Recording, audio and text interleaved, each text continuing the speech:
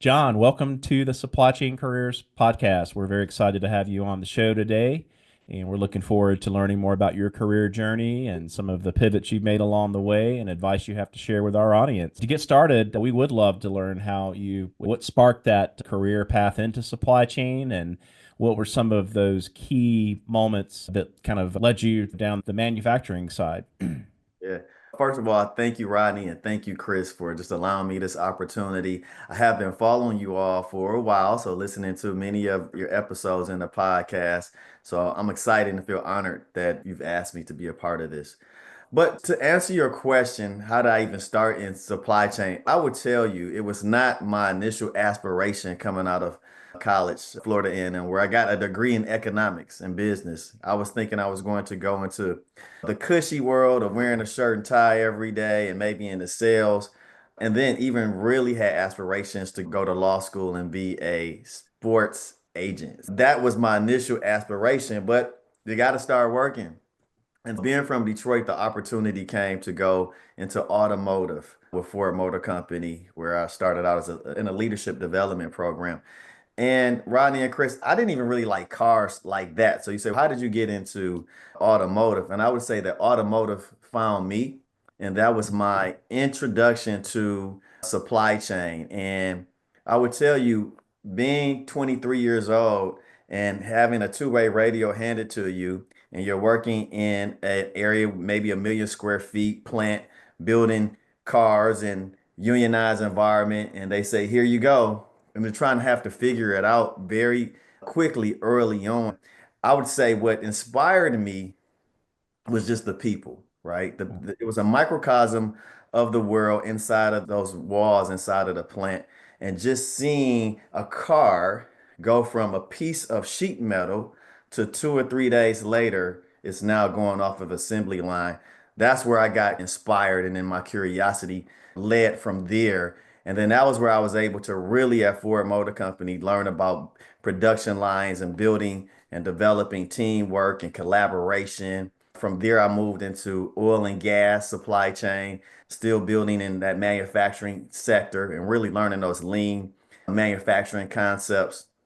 And then had the opportunity to continue to build on my career and go into beverage manufacturing and then food manufacturing. So I would say, all in all, supply chain kind of found me coming out of school. It started to become the buzzword, and I was like, oh, I think that's what I'm in, supply chain. And my curiosity, or I even would say my passion, came from one, when I was at Ford and realizing that I'm part of a process that gets people moving from A to B. And how do we do that so they have a safe vehicle and they can start to move through their endeavors, working every day and doing things in their community. That's really important. And then going into food and beverage manufacturing, we all have to eat. And being a part of that process, that I'm providing sources of food that people enjoy, that's where the passion started to really come in. John, when you and I met at Coke, you were in a leadership position in the plant, if I recall. I think somewhere out west, uh, Cincinnati. Cincinnati. Okay. People look at those senior leadership positions in a facility, whether it be a production manager or leading the facility. You've done that in multiple environments. And I think a lot of people are always curious if I'm going to aspire for a role like that is what does that day look like? And I'm curious if there's certain aspects that are common in these different environments and then some things that may be unique to the industry. Yeah. So, Chris, I would tell you, I've had the opportunity to lead in automotive manufacturing, oil and gas manufacturing, and then food and beverage manufacturing, and a lot of similarities. Most importantly, when you're in those roles in plant leadership or manufacturing leadership, it's very dynamic, right? It's changing not just by the day, sometimes by the hour, because you are making a product, whatever, that may be. And so it has the opportunity where you have to look at, I would say, strategic initiatives when you're in those leadership roles, but also understand the day-to-day operations.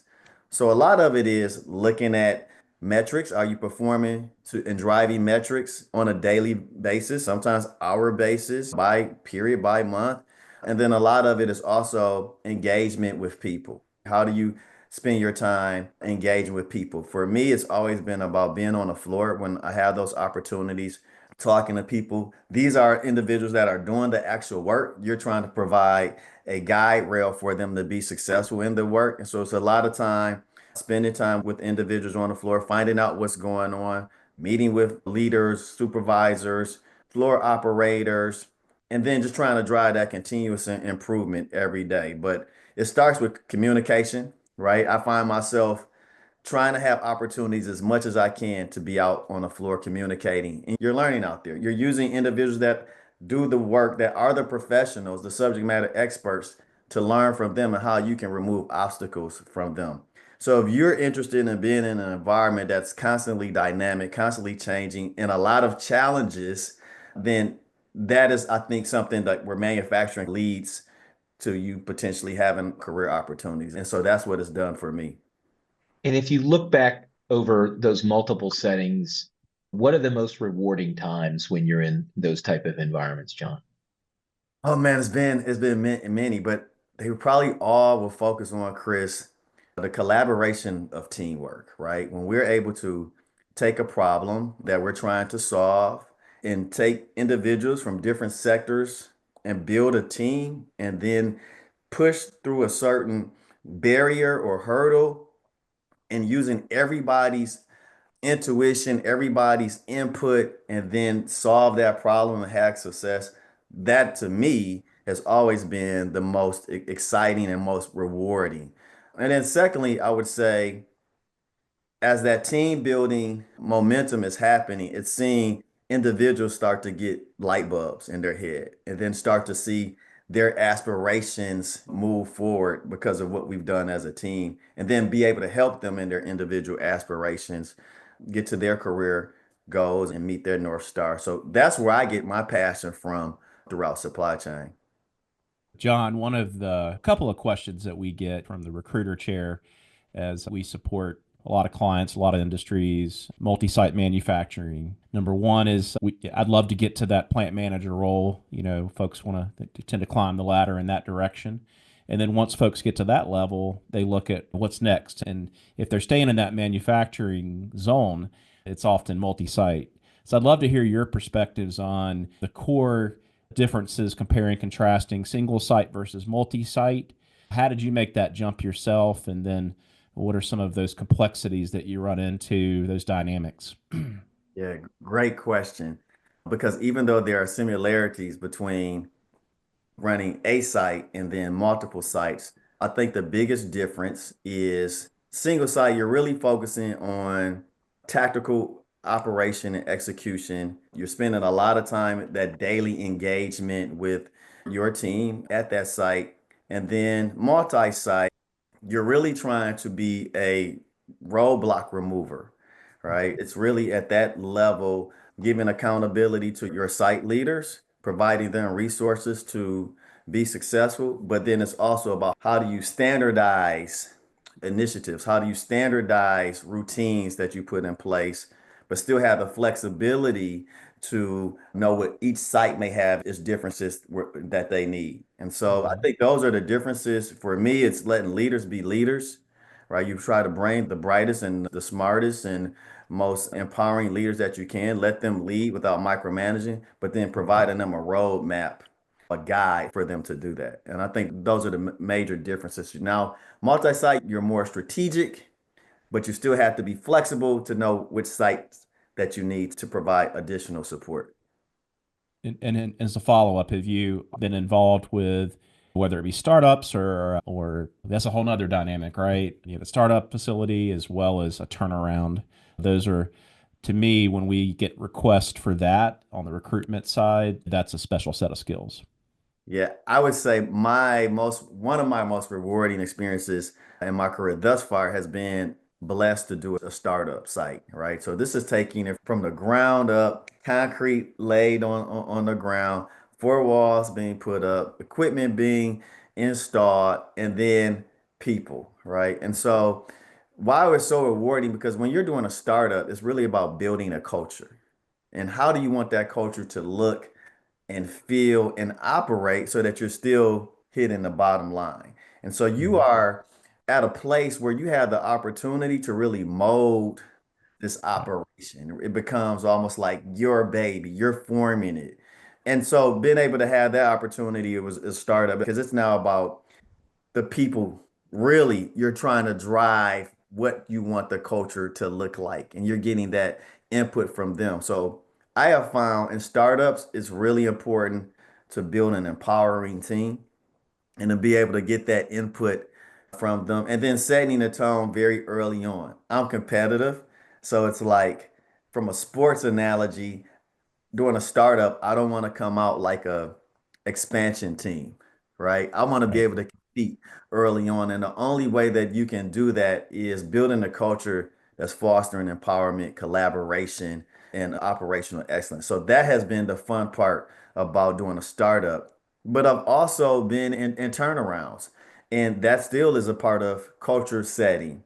And when I look at turnarounds, I spent a lot of time listening first, trying to understand what some of those obstacles have been, what some of the pinch points have been, and then finding where there's commonality amongst the team, and then working through that, using that commonality to work through Hmm. problem solving, and then building and fostering that culture of engagement, excitement. We have the ability to change where we are to get to where we want to get to, and be able to see maybe frowns on the face to smiles and excitement on the face. So those are the differences. And I get empowered, or I should say, I get passionate about both settings for me. Love it. Love it. John, when we first met at Coke, I think it was in a mentoring setting. I don't know if it was formal or informal. And I was probably supposed to be the mentor, but I probably learned as much from you in our interactions. One of the things that was super clear from day one that was your commitment to development, right? You were pretty voracious in terms of learner and saying, how do I get better? You've clearly climbed a lot of rungs on the ladder. And if it's chutes and ladders, you've jumped from one ladder to another ladder, right? And continued to advance. If you think about that's not easy to do in manufacturing leadership, right? Because in chutes and ladders, you can fall. And we know a lot of people who did that too. If you think about looking back on kind of the strategies or actions that have been successful for you and or as you've coached others, proven to be pretty durable, what do you tell others about how you were able to make all those moves up the ladder? Yeah, it's always fun to have retrospection and look back. For me, I can't even believe to say this. It's been 25 years, right? Started for a motor company to where we are today. And to look back and think about where were those areas or what are those things that helped me matriculate in my career. For me, it's centered on a couple of things. One is about results. You need to be able to understand where you're trying to drive towards, and then how do you hit the results? That's number one. Can you deliver results? And not just deliver results, how do you deliver the results? For me, I have tried to use empowerment, building teams, collaboration, and having fun doing it. Secondly, what I would say is leadership and people development. Right. I've always found ways to, I said in earlier, my last name is Peoples and it's not chance or happenstance. I'm passionate about people. I'm passionate about helping them find their North Star. I'm passionate about trying to remove roadblocks for them to be successful. And so I've always looked for ways to do that in my career. But most importantly, it's been about networking, right? And visibility. I learned early on, there's this saying, I think my dad first told me, he said, it's not all who you know, it's also who knows you. And so during those Coke days, Chris, I learned how to take the opportunity to find individuals that were at senior leadership levels like yourself and knew that they knew where their North Star was and were headed there, and then find those opportunities to connect with them. Whether that, I think for us, you had came to the site to speak, Yep. or we're talking about some continuous improvement. And it was just being like that kid that sees his star athlete come in and just wants to be around him. I found an opportunity to connect with you and was bold and said, Chris, would you be my mentor? and you obliged, and we set times to do that. So it was really being intentional and strategic about finding individuals that are in areas and spaces that you have aspiration to be in, and being bold. Some people may say, hey, I'm an introvert and I don't talk to people like that. I don't easily meet people like that. Then I say, think big about it, but start small. Maybe there's someone in your cubicle next door that you can have a conversation with that knows somebody that can help you do whatever that may be that you're trying to do. But you always trying to find those opportunities through regular conversation to engage with people that are doing where you want to go. Most of the time, I'll almost say 99% of the time, people are happy to help and to mentor and to develop, but be strategic and intentional about it. And that's what's helped me so far in my career. Yeah, I'll put a fine point on something you said is in those days, and people who know me, I'm always happy to provide any kind of coaching and feedback for somebody if they want it. But I don't go beating the bushes. But if you come to me, I'm going to say yes. You took the initiative. And one of the things that I say to the students that I talk to is the world belongs to hustlers, and hustlers get up early. Hustlers are first. Hustlers ask.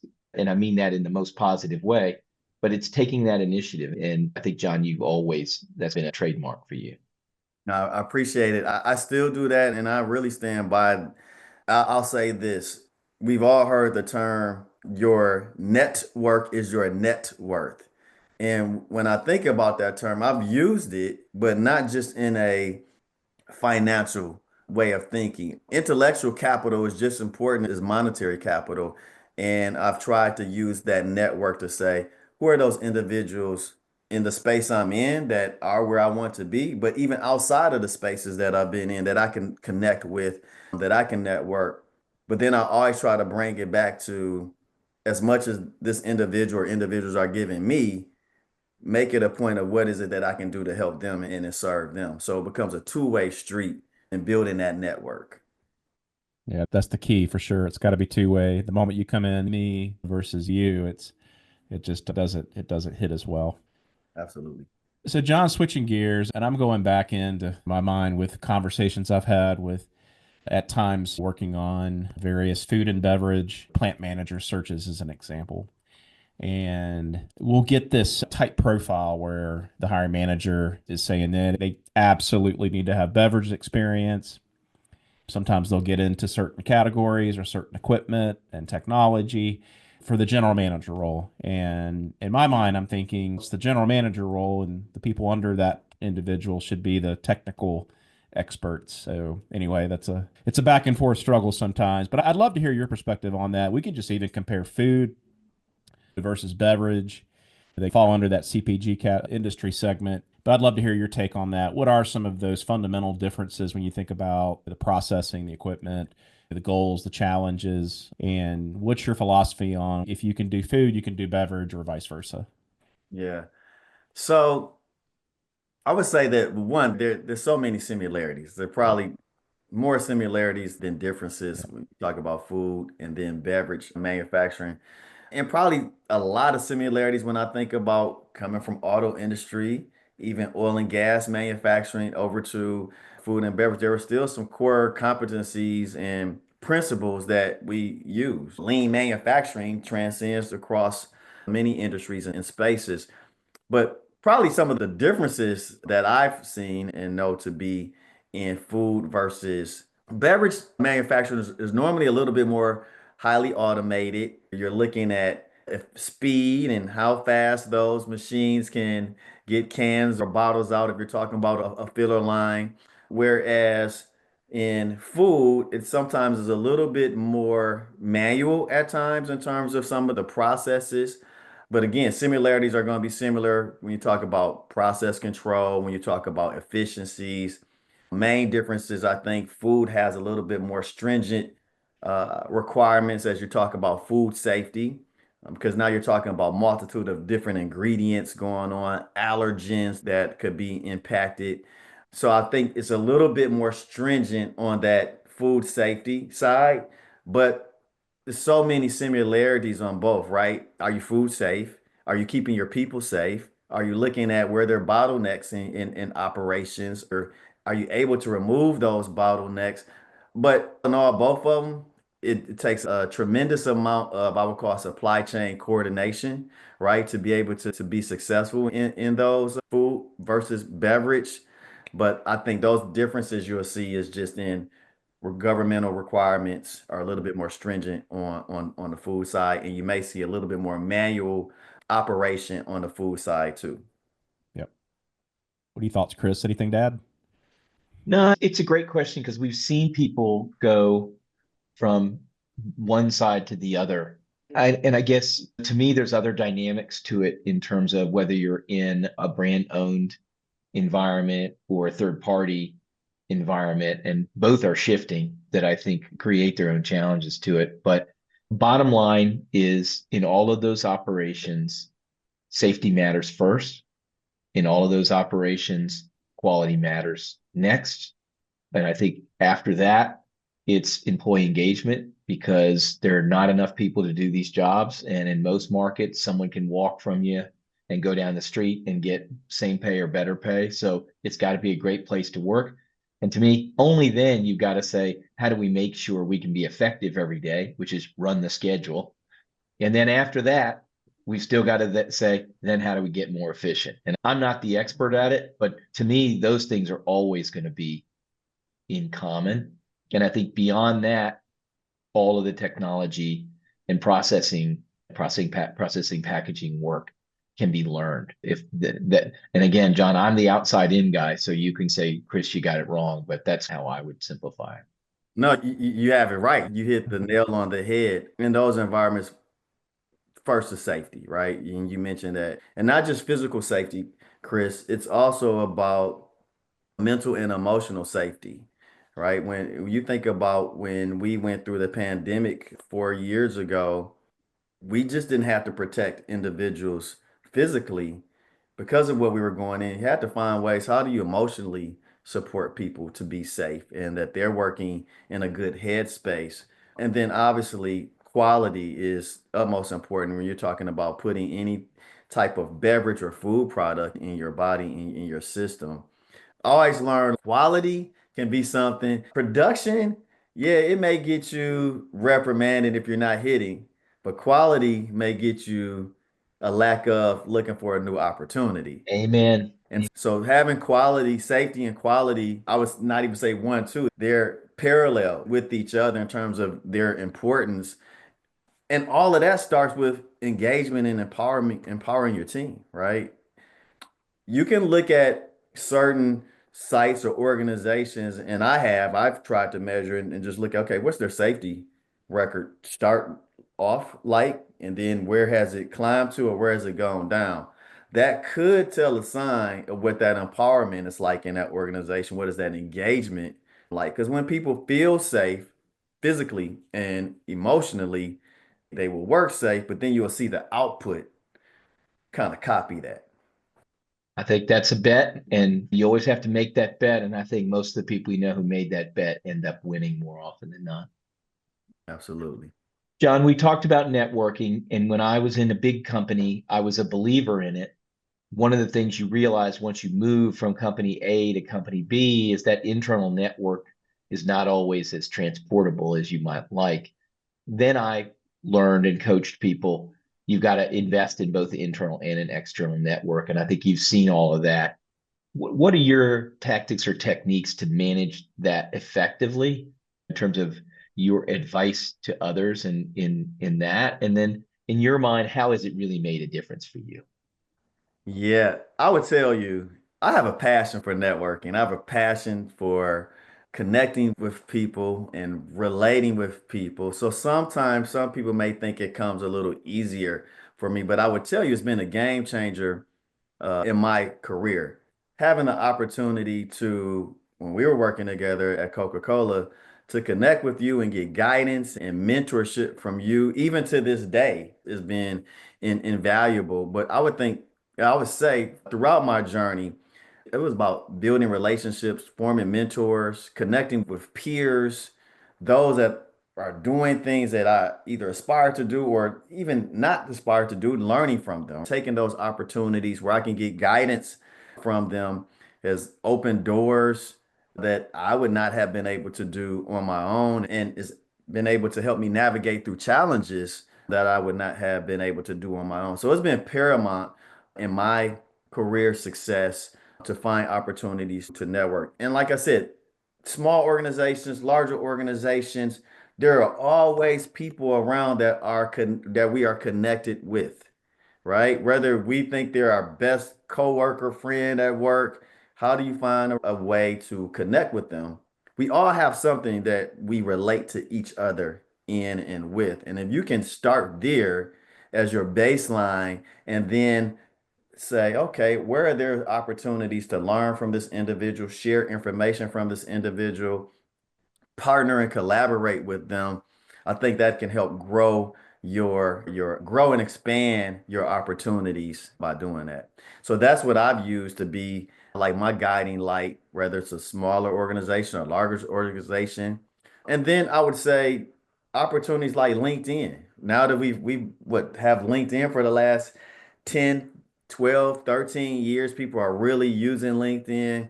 Tremendous resource to connect with individuals that are in spaces that you're in. And I would tell you, people love to have the opportunity to give guidance and mentorship, but so many folks are just scared to reach out. I've used opportunities like that in LinkedIn as well.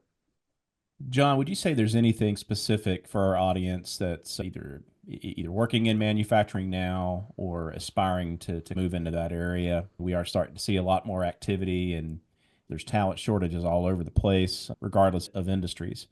So I think networking is, we know the benefits, it's tremendous benefits. And I do see a lot of folks that they shy away from it. I think the number one mistake people make is networking the moment they need a job, right? I've been given a pink slip or my plant is shutting down, and then they'll start networking. And you want to have that network already established, but so you can lean on it right away. So are there any, whether it be associations or any other avenues that maybe you've leveraged or you're aware of that we could share with our audience?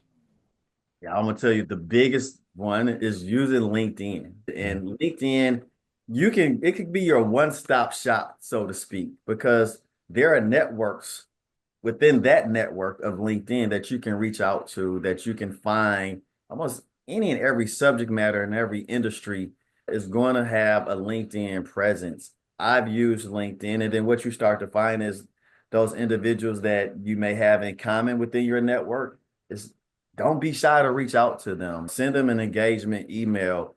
Start to foster and build a relationship, and you would be surprised when a person can pick up the phone and say, hey, I do know somebody that's doing A, B, and C that probably would be a good resource for you to connect with. And then there you go. One leads to three, three leads to four. So I would say LinkedIn is just start there. And then obviously you can go into other areas. There are a lot of supply chain conferences, if you're in a supply chain, that one can go to, be a part of. I take advantage of going to those conferences when the opportunity allows itself, and meeting people and connecting. There was a gentleman I met at the last one I went to that was the former chief supply chain officer for the Clorox company, Rick McDonald. And it was just not being afraid to go up and have a conversation with them. And then that led to a sit down conversation virtually, but it's not being afraid. At the end of the day, other people have gone through what you're going through or are going to go through, and they can give you a nugget and wealth of information. John, one of the keys here in any of these sessions is moving from leading yourself to leading others. And I recall early in my career, most of us came out of school in an individual contributor position, but right away then you were pretty quickly in a situation, if you're going into supply chain, where you might be working with frontline associates, folks on the shop floor in a plant. I mean, as truck drivers 6 months after I got out of school, and there might have been a little bit of training there, but in some cases it was a while before there was anything formal. When you then move up to leading other professionals like shift supervisors and then leading a department, et cetera, the complexity gets to be infinitely greater. I'm curious for you in terms of what are the things that have proven successful for you to get results through others, right? So to get productivity delivered, et cetera. and maintain that safety and quality, GMP, and all that other stuff. What are the things that you think are the best nuggets for you in terms of successfully leading in an operating environment? Yeah. So, Chris, I learned this very early on in my career, probably day one at my time at Ford Motor Company, when I was given my two-way radio and saying, "This is your zone, engine line and frame line. Here's your team. Here you go." And I had a frontline team leader his name was Mark Hickman. And Mark asked me, I remember, "How old are you?" I said, 20, 23 years old. He was like, "Wow. I have more time here working than you have living." So I quickly realized, how do I engage and build the trust with somebody has been doing this for 23 years, where he looks at me as someone that's here to support him. So the very first thing that I saw that's going to be important was finding ways to relate to individuals, no matter what level of leadership they were in, and then driving whatever performance that needed to be driven through building and developing relationships, finding commonality first, right? People have more in common with each other than they don't have in common, and finding that, and then building a level of trust with those individuals. But the trust comes because people need to know that you do care. You've heard the saying, people don't care what you know until they know that you care. And so that is where I have taken that from a production supervisor to senior leader level roles. People don't care what you know until they know what you care. So finding ways to remove roadblocks. If you think about, there's this, I guess you'll call it, graph or picture that people sometimes see, and it's a pyramid. And at this pyramid, we'll normally see like the CEO at the very top of the pyramid, and then you'll see all the way down to the frontline employees at the bottom. And you would think, looking at this pyramid, wow, the CEO has a lot of people that work for him or her. Early on, it was told to me, and it made sense, and even more sense now, the higher in leadership that I've gone, is to turn that pyramid upside down. And so the higher that you move up, realize that's the more people that you actually work for. And so our jobs as leaders is to start to remove roadblocks and obstacles, so the folks that are actually doing the heavy lifting work are successful. We're able to provide strategic plans, but being able to empower those at every level to be successful. That is what has been my nugget of being successful early on, and it still is today. So every level that I've gone up, it puts me in mind like, these are the people that I work for. I have to find ways to remove obstacles, provide guidance for them, mentorship for them, and give them the resources to be successful. Every level, that's been what I've been passionate about and have tried to do. I love it. It's not the way it always is, as we know, but that is the way it should be. That's how I look at it too. John, you touched on continuous improvement earlier, Lean and Six Sigma, tools, methodologies. We know it's not about the all about the tools and methodologies. It's about the people and the change and sustaining the culture of continuous improvement.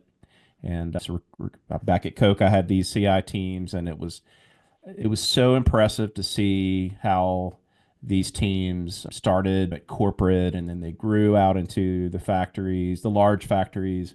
You had your regional CI, and then you had them we installed them at the plant level. And it was so successful. I was asked to fill CI roles for some of the other functions outside of manufacturing and supply chain. We had somebody for HR that would come into even in our talent acquisition department and do some workshops, which I found fascinating. So it spread across the whole business. But I'd love to hear your perspective on continuous improvement and how have you leveraged it throughout your career to enhance your own leadership? Yeah. So when I think about continuous improvement, it probably was maybe about 5 years ago, 4 or 5 years ago, I heard this phrase, and I got it from a football coach. Many people know my nephew played football for the University of Michigan. Go Blue, Donovan Peoples Jones. And I remember hearing the coach at the time, and then even my nephew and his teammates used this term of getting 1% better every day, incrementally better every day. And they were talking about in their craft of playing the game of football. But that stuck with me to say that most people, every time they get to work or whatever their endeavor is, they want to get better. They want to be the best that they can be. So continuous improvement, that's really what it's about. How are you finding ways to using tools, taking resources to get incrementally better in every day? And people want to see that their success is related to probably what they're doing and is paying off by the work of continuous improvement. When a team can go from, average and then become one of the top in their sector, their space, their plant, they're amongst their plants, that's rewarding for individuals. So it's finding ways, how do we do that? And then obviously it's driving the business, which is important, right? It's why we're here, is to drive business. So continuous improvement has always been something that I've used in my personal life and then being able to bring those tools to work to get better because I believe that individuals, they want to be better. They want to be the best that they can be. They want to be a part of teams that are the best that they can be, and then being able to use tools like continuous improvement to drive those results. And then we start to see, man, this kind of makes my job a little bit easier every day. And of course, you want to find ways that you can do that. So that's why continuous improvement and continuous improvement methodology has been so important to me. I don't just use it at work. When I first learned about 5S 25 years ago, it was like, okay, how do I 5S my house, the kitchen drawers? How do I 5S and make sure there's a place for everything and everything is in its place? These are things most people use every day. They just don't know it's part of a continuous improvement methodology to make our lives better, to make our work better. That's been my moniker with using continuous improvement in my career. I'm passionate about it and I use it in my personal life. And that's what we should all be about. How do we get better every day? John, a big part of our audience are folks who have aspiration, right? They're making the effort out of their own time to listen to a podcast or watch us out there, and they're trying to get the nuggets, right? So they're listening and saying, what can I learn from John? For those who have that aspiration to lead a site or ultimately multi-site or ultimately run the big show, what kind of key skills or experiences should they focus on developing? And whether it's things we've already got on the list, plus a few others that you think are the difference makers, what hits your list? Yeah. Chris, I'm one of those people that listen to the podcast and try to get nuggets all the time too. I think I would boil it down to these three things, especially if you're going into supply chain and operations and manufacturing or any entity within supply chain. Having a curiosity type mindset, right? Being curious, wanting to learn, wanting to know what does this do? How does this do it? So that when you start looking at the technical and operational knowledge that is needed, it's stemming from your curiosity. And that curiosity will lead to some of the innovation that's needed in these roles. So understanding process optimization, understanding lean principles and concepts, understanding financial acumen. Those are the things that help drive the results. Number two, leadership and people skills, right? You have to have the ability to lead teams, influence stakeholders, drive engagement, build a environment that fosters collaboration and inspiration. And then thirdly, strategic thinking and adaptability, right? You have to be able to have a strategic mindset because supply chain is, as we know, it's evolving.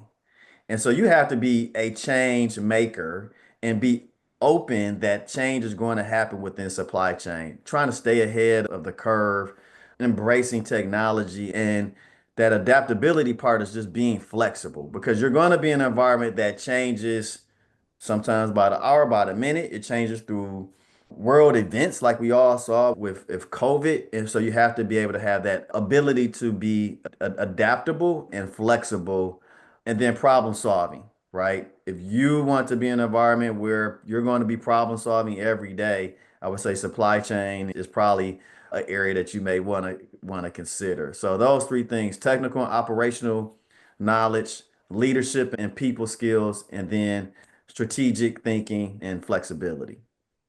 Very good. John, when I talk to some of the folks that we've worked with who are more senior in their career, some of them have a bit of anxiety around where the next generation of manufacturing leadership is going to come from, that it may not be as attractive a career path as it was versus the pipelines that we saw when we came up. What is your take on that and your coaching on that? Yeah, that's a good point. Good question. I think I will always stick to the world is always changing, right? And how we looked at things 20 years ago or even 5 years ago also changes. There is a group of individuals and people that I think are still excited about supply chain. When you start looking at some of the universities that you now see courses in curriculum called supply chain management, and Chris is working with Georgia Tech. I would say 30 years ago, that was just becoming a buzzword. So, yes, you may not see in the same way that we saw individuals going into to supply chain, but I think there's still a group that are passionate about it. Supply chain, the terminology may change a little bit, how we do business changes a little bit, but there is still a group of individuals I think that are excited. There's still engineers that want to figure out how to make things or make them better. There's still individuals that are excited about procurement, and there's still individuals that are excited about making things. I always tell individuals, and especially those that are coming out of school, and when I try to explain what supply chain is to them, anything that we have, whether it's our clothing to our computers that we use, any tangible item, somebody has to make it. And there's a whole process that goes into things being made, right? From raw materials, who's ordering the raw materials? Somebody can have a whole career in that, whether it's the manufacturing side, and then you start talking about engineering, quality. And then somebody has to be able to get that product from point A to point B. So you start talking about transportation and distribution and warehousing. I think there are still individuals that are excited about supply chain, just needs more exposure in how we're doing it in the 21st century. I'm glad to hear that. Thank you. Yeah, it's real interesting as we see a lot of folks about to exit out of the workforce in our baby boomer generation. Next 4 or 5 years, a generation will hit full retirement age. And so, as we talk to people, one of their biggest concerns, to Chris's point, is that where the next leaders, the future leaders in manufacturing come from. And then we know the tariffs are designed to help bring back more manufacturing to the United States. So I think it's going to be really interesting when you throw that dynamic in as well. You just saw Apple announce a $500 million, excuse me, $500 billion investment in the next several years to build more manufacturing facilities. Eli Lilly just did the same thing, and probably going to see more of that. And I'm over here like, where are they going to find these people? Yeah. I think there's still that population that are going into those areas. Or what will probably happen is individuals start to pivot where they start to see opportunities. Exactly. So maybe they started their career in one place early on and had aspirations to do something else, like me, and then they pivot when they see here's an opportunity to go into supply chain and have a successful career. Yeah. Exactly. And one of the other things we like to talk about, or we talked about recently, is folks that really want to get up and run the show, run the supply chain. If it's in a company that does manufacturing, it's almost paramount to get that experience. So for our listeners that may have gone up the technology or the analytics track or even procurement, if you want to be that chief supply chain officer or head of supply chain, it's we're hearing that you need to take that route through the field, through the operations to help broaden your experience and leadership experience to move up to that level. Any thoughts there yourself? No, Rodney, I totally agree with you. To get the opportunity and experience of being at the front line, being where things are getting made and with those individuals, whether you want a career in supply chain or you decide to go into another space, it will be tremendous for your career because you're learning how to engage in a very dynamic world where things are changing by the minute, by the hour. And so you're having to learn, how do you problem solve with a team that has many different factors that they're faced against, right? And there are concepts I would tell you, if you've worked in supply chain, you've worked in manufacturing, and you've worked in a plant, that you're going to take to other areas, whether you stay in supply chain or not. Very early on in my 4 days, I remember having a conversation. It was, I think, with my mother, and I was like, I don't like this. I don't like working different shifts every day. When you're 23 years old, or working different shifts and going from midnight to afternoons. And she was talking to someone, I think they were a senior leader at an organization, and they were saying, how's John doing? And she was like, oh, he's working at Ford. He's a supervisor. He doesn't necessarily like it yet. And they said, tell him if he can be successful in the plant, he can be successful anywhere. And I took that with me 25 years ago Yeah. because of the dynamics that happen in a plant. They give you some strengths and core ability that other people just don't gain. Yeah. I've said, and I've always looked at it as you have pretty much the end-to-end supply chain inside of those four walls. I've always said the supply chain in a box, and it's not limited to the box. Obviously, you got to get raw materials out and product, finished goods out the door, but you do get those fundamentals, and then you can expand it from there. So, Yeah, well, absolutely. we'll wrap up with one more question. If you had either one piece, maybe two pieces of advice that you would offer, because I do think manufacturing is going to see a big comeback in the USA. And is there anything you would offer up to those that are maybe finishing up college, thinking about where they may want to start their career, or they know that they're going to start out in a plant environment? Yeah.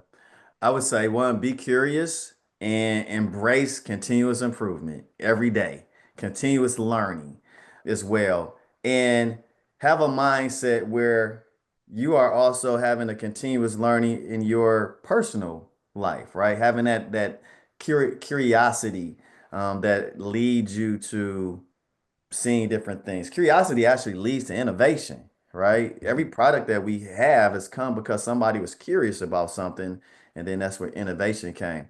So having that curiosity as a mindset, I will also say, if you have the ability to be agile in your thinking and agile in your way that you attacked processes every day, keep that in mind, right? Because supply chain is definitely cause for agility and being agile. And then lastly, it's what we talked about earlier: seek mentorships, seek advisors. And I would say there's a difference between a mentor and also an advocate. So you want to be able to have both. Mentors are people that can help, like for Chris, give me advice, show me how to do things, maybe connect me with individuals, have different conversations with. And then there are individuals that are advocates, which may even be your boss or your leader, where now they're in a room speaking on your behalf when you're not there. So having both of those in place, and at every level that you go to, look for those opportunities where you can build advocates and you can build mentorship. I think that adds value to one having a successful career. Perfect. Awesome. Yeah. And network early and network often, right? Absolutely. All right. So, John, we're going to just do the quick closing and then I'll stop the record button. Okay. All right. So, John, this has been an amazing conversation. Thank you so much for coming on the Supply Chain Careers podcast today and sharing your career journey and all these nuggets of wisdom with our audience. Thank you. Rodney and Chris, again, I can't thank you enough for inviting me to this opportunity. You guys keep doing what you're doing. I'll keep listening to your podcast. You're providing a wealth of information to those in supply chain. So thank you. Great to reconnect, John, for sure. You too.